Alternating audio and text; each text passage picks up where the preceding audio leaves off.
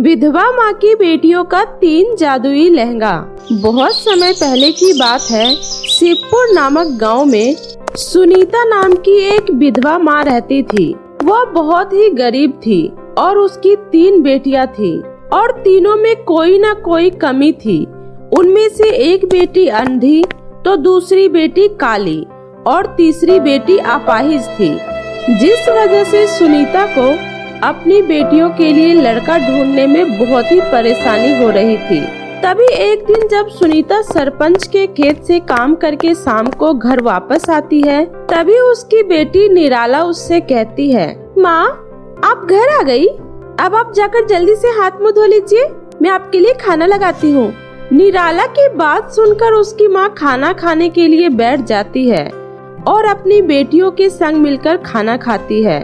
तभी उसकी दूसरी बेटी किंजल कहती है, माँ घर में जो भी थोड़ा बहुत राशन बचा था उससे निराला दीदी ने खाना बना लिया है, इसलिए अब घर में बिल्कुल भी राशन नहीं है।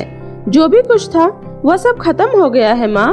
तभी उसकी तीसरी बेटी आरोही कहती है, हाँ माँ, और मकान मालिक भी घर का किराया मांगने आया था और कह रहा था कि अगर समय पर तुम लोगों ने किराया नहीं दिया तो तुम्हें ये घर खाली करना पड़ेगा। यह सुनकर सुनीता बहुत परेशान हो जाती है और कहती है, अरे तुम लोग चिंता मत करो मेरी प्यारी बेटियों, मैं कल किसी भी हालत में घर में राशन डलवा दूंगी। सुनीता अपनी बेटियों से ऐसा कह तो देती है क्योंकि उसकी बेटियां बहुत ज्यादा परेशान हो रही थी, लेकिन सुनीता अंदर ही अंदर बहुत परेशान होती है कि वह अपने घर में राशन कैसे डलवाएगी। तभी जब उसकी तीनों बेटियां सो जाती है, तभी सुनीता उसके पास बैठकर सोचती है, अब तो समय के साथ मेरी तीनों बेटियां भी बड़ी हो गई है, मुझे उनकी शादी भी करनी है, लेकिन उनकी शादी करने के लिए मैं पैसे कहां से लाऊंगी। मैं तो अपने घर में ठीक तरीके से राशन तक नहीं भरवा पा रही हूँ, ऐसे में मैं उनकी शादी कैसे करूँगी। उसके बाद सुनीता दिन रात खेतों में काम करके अपने घर का खर्चा चलाने की कोशिश करती है और वहीं दूसरी तरफ अपनी बेटियों के लिए लड़का ढूंढती है। लेकिन सुनीता की गरीब हालत देखकर कोई भी लड़के वाले उसकी लड़की के संग अपने बेटे की शादी करवाना नहीं चाहते थे। तभी एक दिन सुनीता के घर एक गुरुजी आते हैं और उससे कहते हैं, अरे सुनीता बहन, मैं आपकी बेटियों के लिए बहुत ही अच्छे घर के लड़कों का रिश्ता लेके आया हूँ। वह सब तो ठीक है गुरुजी, लेकिन आप पहले ये बताइए कि लड़कों वालों की तरफ से मांग कितनी है। आपको तो मेरी हालत पता ही है ना कि मैं किस तरह से अपनी बेटियों का पालन पोषण कर रही हूँ। अरे सुनीता बहन, कुछ नहीं, बस थोड़े से सोने के जेवरात, घर का छोटा मोटा सामान, बस इतना ही। और आपको तो पता ही है बहन कि आपकी बेटियों में जो कमी है उसे देखकर तो कोई भी लड़के वाले आपकी बेटियों के साथ अपने बेटों की शादी नहीं करवाना चाहेंगे। गुरुजी की यह बात सुनकर सुनीता के तो मानो पैरों तले से जमीन ही खिसक जाती है। क्या सोने के जेवरात और घर का सामान, ये आप कैसी बात कर रहे हो गुरुजी? आपको तो पता ही है यहाँ मेरे घर में खाने तक के लाले पड़े हुए हैं और ऐसे में आप सोने के जेवरात की बात कर रहे हो। भला मैं इतना पैसा कहाँ से लाऊंगी? मेरे पास तो शादी तक करने के पैसे नहीं हैं। अरे अगर तुम्हारे पास पैसे नहीं है तो तुम अपनी अंधी और लंगड़ी और अपाहिज बेटियों को तो जिंदगी भर अपने घर में ही बैठा कर रखना, क्योंकि ऐसे में तो तुम्हारी बेटियों से कोई शादी नहीं करेगा और अच्छे घर के लड़के तो बिल्कुल भी नहीं। यह बोलकर वह गुरुजी वहाँ से चला जाता है और सुनीता गुरुजी की बात सुनकर बहुत ही ज्यादा दुखी हो जाती है और तभी वह अपनी बेटियों के बारे में सोचती सोचती एक नदी के पास जाकर खड़ी हो जाती है और कहती है, मैं एक अच्छी माँ नहीं बन पाई। मैंने आज तक अपनी बेटियों को किसी भी तरह का कोई सुख नहीं दिया है, उन्हें कभी खुशी नहीं रख पाई और आज अपनी इन गरीबी की वजह से ना तो मैं उन लोगों की शादी करवा पा रही हूँ और आज अपनी इन गरीबी की वजह से ना ही मैं उन लोगों की शादी करवा पा रही हूँ। अपनी बेटियों को ऐसे लाचार देखने से तो अच्छा है कि मैं मर ही जाती हूँ। यह बोलकर सुनीता जैसे ही नदी में छलांग लगाती है, तभी उसको अपने हाथों में उठाए एक जलपरी नदी से बाहर निकलती है और तभी वह सुनीता को जमीन पर लिटा देती है और उसे होश में लाने की कोशिश करती है। जैसे ही सुनीता होश में आती है तो वह जलपरी उससे कहती है, अरे आप ये क्या कर रही थी? आपको पता है इंसान को यह जीवन सिर्फ एक बार मिलता है, तो उसे अपनी मुश्किलों का सामना करके उसे जीना चाहिए, ना कि उसे भागकर अपनी जान दे देनी चाहिए। जलपरी की यह बात सुनकर सुनीता की आंखों में आंसू आ जाता है और तभी वह अपनी बेटियों की सारी दुख भरी कहानी जलपरी को बताने लगती है। सब सुनने के बाद वह जलपरी कहती है, आप बिल्कुल भी चिंता मत करिए माँ, मैं आपकी मदद करूँगी।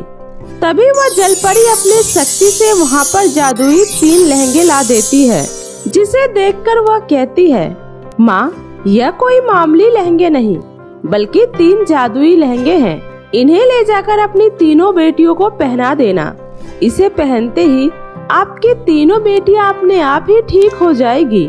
ऐसा कहकर वह जलपरी वापस से नदी के अंदर चली जाती है और सुनीता वह तीनों जादुई लहंगे उठाकर अपने घर आ जाती है और लहंगों को लाकर अपनी तीनों बेटियों के हाथों में थमा देती है, जिसे देखकर उसकी बेटी आरोही कहती है, माँ ये किसके लहंगे हैं? और ये लहंगे तो बहुत ही सुंदर हैं। हाँ माँ, ये लहंगा किसका है और आप ये हमें क्यों दे रही हो?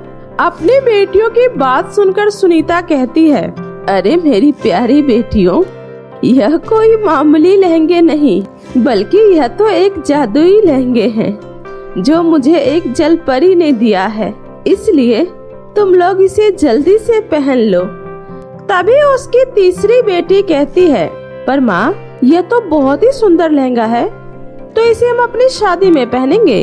अरे बेटी, तुम लोग ठीक हो जाओगी तभी तो तुम लोगों की शादियां भी होगी, इसीलिए तो यह लहंगा जलपरी ने दिया है मुझे, इसलिए अब तुम लोग जाओ और इसे जल्दी से पहन लो।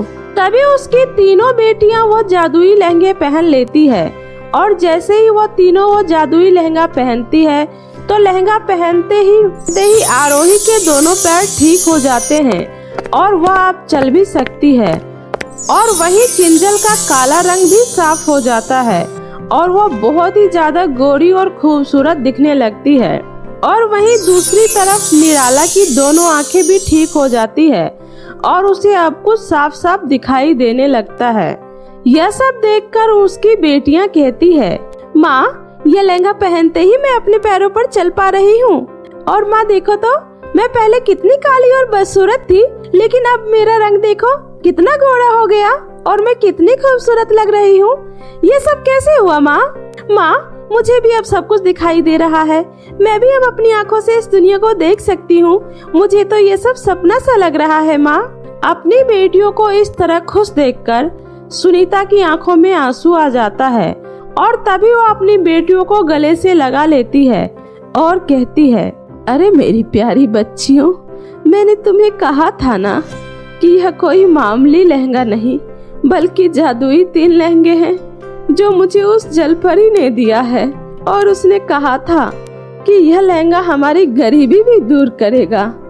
सुनीता के ऐसा बोलते ही उन लहंगों में से खूब सारे पैसे, सोने के सिक्के और हीरे निकलने लगते हैं, जिसे देखकर सुनीता हैरान हो जाती है और तभी उसकी बेटियां कहती है, माँ देखिए मेरे लहंगे से सोने के सिक्के निकल रहे हैं और माँ मेरे लहंगे से तो हीरे निकल रहे हैं।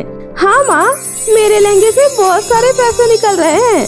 सच में माँ, ये तो सच में जादुई लहंगे हैं। यह सब देखकर सुनीता और उसकी बेटियां हैरान हो जाती है। तभी सुनीता अपने बेटियों को बताती है कि वह कैसे उस नदी में कूदकर अपनी जान देने जा रही थी, लेकिन उस जलपरी ने उसे बचाया और यह जादुई लहंगे भी दिए। तभी उसकी बेटी आरोही कहती है, शुक्र है उस जलपरी का, उसने आपकी जान बचा ली माँ। और आप हमें छोड़कर कैसे जा सकती हो माँ? पहले पिताजी हमें छोड़कर चले गए और आप हमें छोड़कर जाने का सोच रही थी। हाँ माँ, आप ऐसा कैसे कर सकती हो? पिताजी के जाने के बाद एक आप ही तो हमारा सहारा हो। हाँ माँ, आप ऐसा दोबारा कभी नहीं करोगी, वादा करो हमसे कि आप हमें छोड़कर कभी नहीं जाओगी और हमेशा हमारे साथ रहोगी।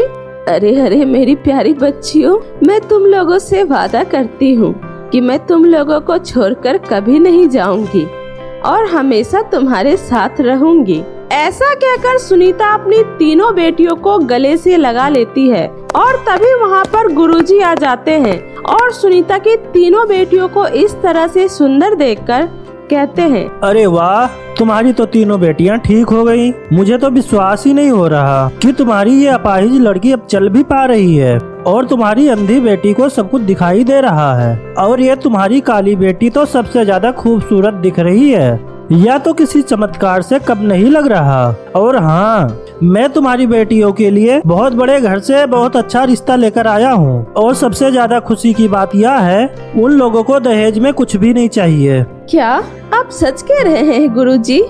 अगर ऐसी बात है तो मैं अपनी बेटियों का रिश्ता उनके संग करने के लिए तैयार हूँ। तभी गुरुजी दोनों परिवारों के बीच बात करवा देते हैं और सुनीता को भी वे तीनों लड़के अपनी बेटियों के लिए पसंद आ जाता है और सुनीता बड़े ही धूमधाम से अपनी तीनों बेटियों की शादी उन लड़कों के साथ करवा देती है। तभी शादी के बाद जब सुनीता अपनी बेटियों की विदाई करती है, तभी वो अपनी बेटियों से कहती है, अरे मेरी प्यारी बेटियों, उस जलपरी ने मुझे यह लहंगे तुम्हारे लिए दिए थे कि तुम तीनों इन्हीं लहंगों को पहनकर अपनी शादी में बैठना और शादी के बाद यह लहंगा अपने पास संभाल कर रखना, क्योंकि यह जादुई लहंगे आगे जिंदगी में तुम्हारे बहुत काम आएंगे। तो मेरे प्यारे दोस्तों, कैसी लगी आपको मेरी ये कहानी? मुझे कमेंट करके जरूर बताएं। कहानी अच्छी लगी हो तो इसे अपने दोस्तों के साथ भी शेयर करें। और हाँ दोस्तों, अगर आपने अब तक मेरे चैनल जादुई टीवी को सब्सक्राइब नहीं किया है तो जल्दी से नीचे लाल बटन दबाकर अभी सब्सक्राइब कर ले। तो मिलती हो ऐसे ही फिर किसी नई मजेदार जादुई कहानी के साथ। तब तक अपना ध्यान रखें। बाय बाय दोस्तों।